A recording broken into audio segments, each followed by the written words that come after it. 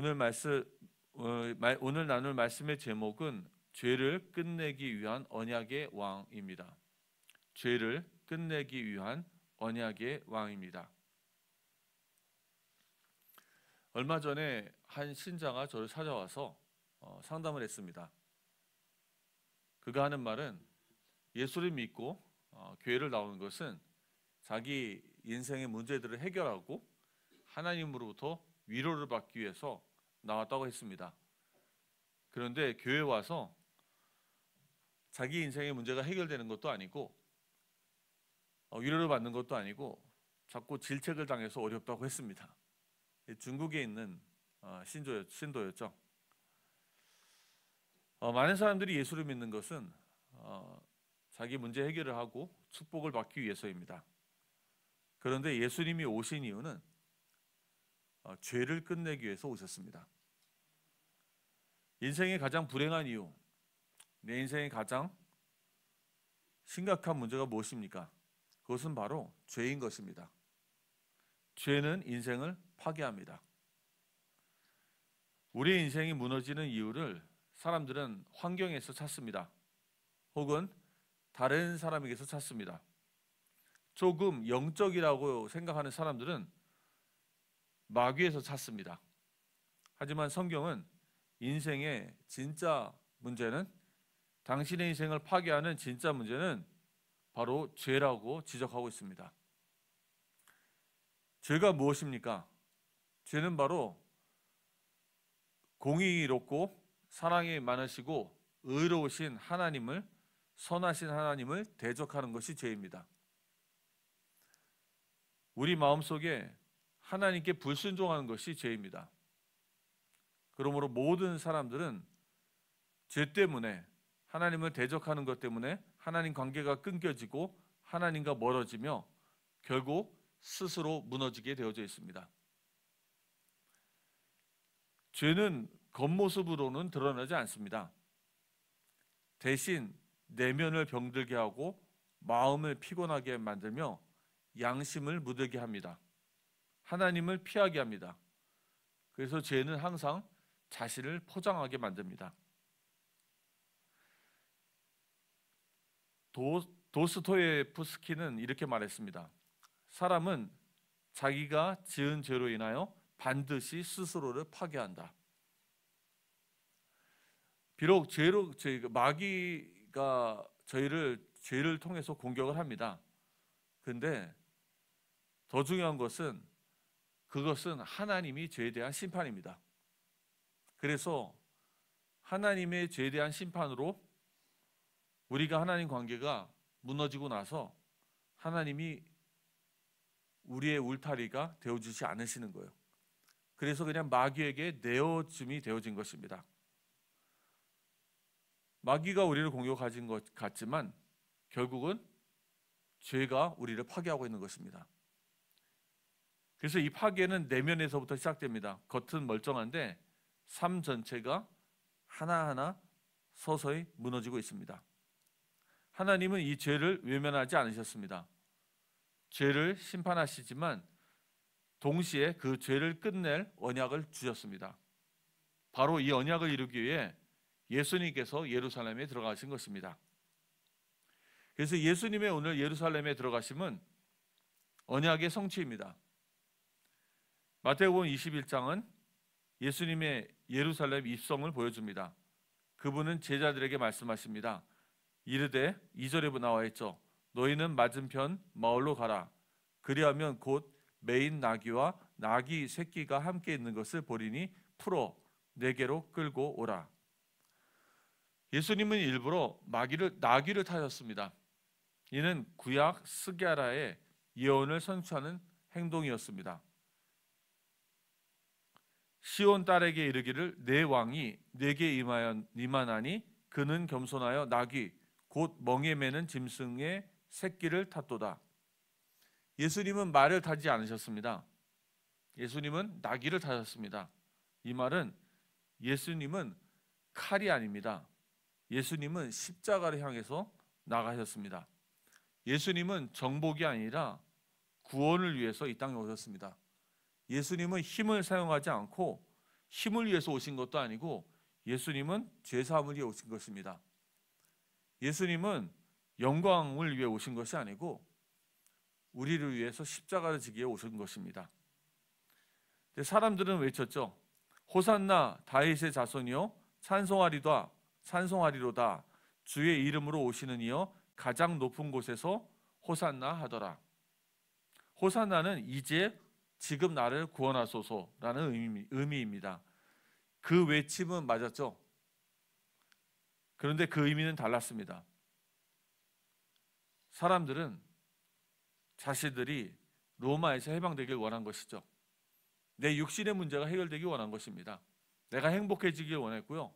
내 자녀가 잘 되길 원하고 내 육신이 질병이 치유되길 원한 것입니다.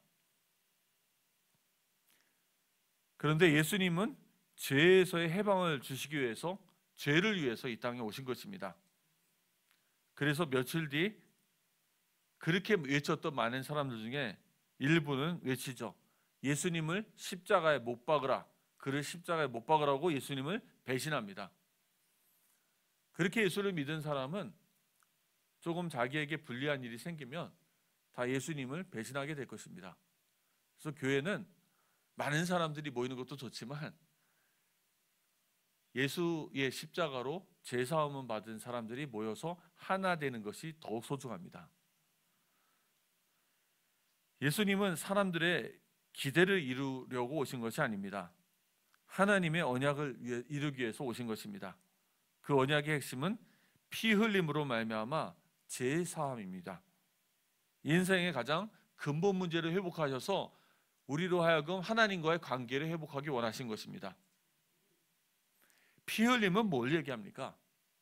피 흘림은 곧 죽음을 의미합니다. 피 흘림이 없으면 제사함이 없다는 얘기는 죽음이 없다면 제사함이 없다는 얘기입니다. 그 뜻은 뭐냐면 죄는 반드시 죽음으로 대가를 치러야 한다는 것입니다. 우리가 죽어야 합니다. 내가 죽어야 하는 거예요. 내가 저주를 받아 영원한 심판에 가야 하는 것입니다. 그런데 예수 그리스도께서 우리를 구원하시기 위해서 대신 십자가에서 죽으신 것입니다. 이것은 제사함을 얻게 하려고 많은 사람들을 위하여 흘리는 바 나의 피 곧 언약의 피이다.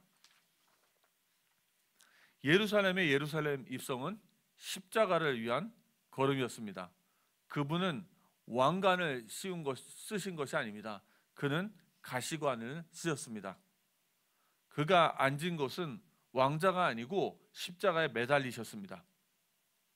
죄를 끝내는 언약을 위해 이 가는 길을 걸으신 것입니다. 우리의 모습과는 다르죠.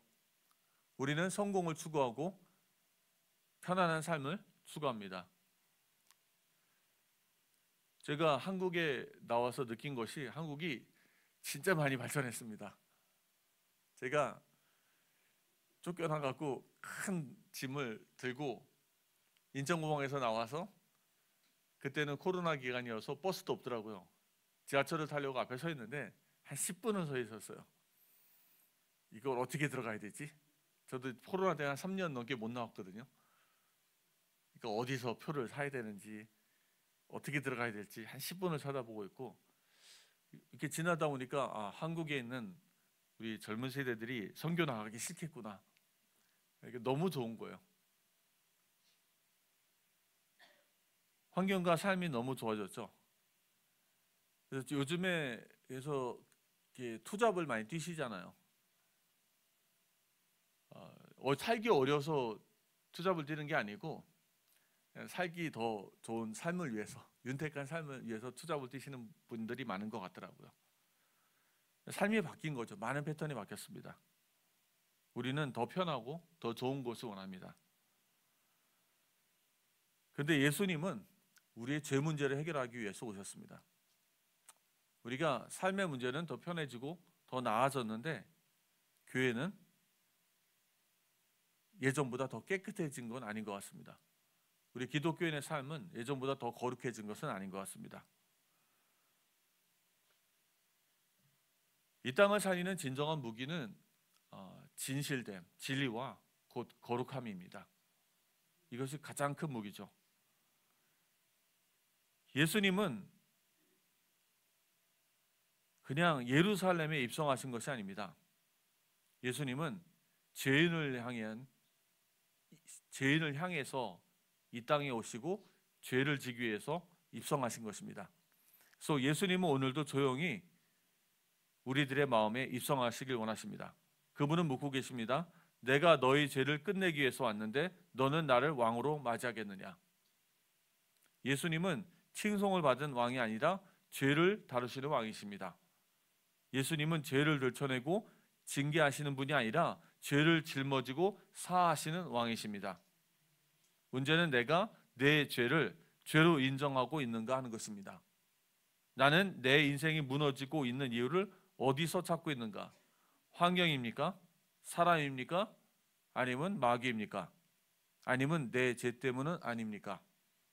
그분은 지금도 우리 마음의 성문 앞에 서 계십니다. 말없이 낙이 다신 겸손의 왕으로 십자가를 향해 다시 부르십니다. 오늘 그 왕을 모두가 영접해야 하는 것입니다. 우리의 자녀들이 영접해야 되는 것입니다. 대학 청년들이 영접해야 하는 것입니다.